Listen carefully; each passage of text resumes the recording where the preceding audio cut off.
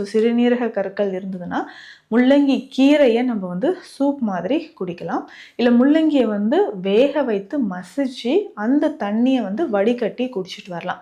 பச்சை முள்ளங்கி சாப்பிடும்போது ஒரு சிலருக்கு கோல்டு வர மாதிரி இருக்குங்க, சைனசைட்டிஸ் இருக்குது, தொண்டை பகுதியில் வந்து உடனே வந்து எனக்கு கோல்டு வர மாதிரி இருக்குது அப்படின்னு சொன்னீங்கன்னா, ஸோ முள்ளங்கியை சின்ன சின்ன பீசஸாக கட் பண்ணி நல்லா வேக வச்சு மிக்சியில் அரைச்சி அதை ஃபில்ட்ரு பண்ணிடணும்.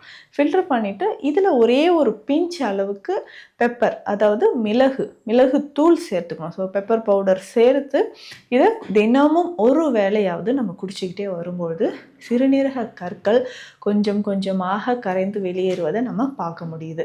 ஸோ இதை தொடர்ந்து வந்து இது எந்த நேரத்தில் குடிக்கலாமா? காலை நேரம், காலையில் பிரேக்ஃபாஸ்ட் எடுக்கிறது கொஞ்சம் நேரம் முன்னாடி ஒரு 100 ml ஸோ முள்ளங்கி வந்து வேக வைத்து அந்த தண்ணியை குடிக்கலாம். ஸோ இதனால் என்ன பெனிஃபிட் நமக்கு கிடைக்கும்னா, சிறுநீரக பாதை தொற்று, யூரினரி ட்ராக்ட் இன்ஃபெக்ஷன், சிறுநீரக கற்கள் கொஞ்சம் கொஞ்சமாக கரையும். அதே மாதிரி இன்ஃபெக்ஷன் இருந்தாலும் நமக்கு நல்லாவே குறைய ஆரம்பிக்கும்.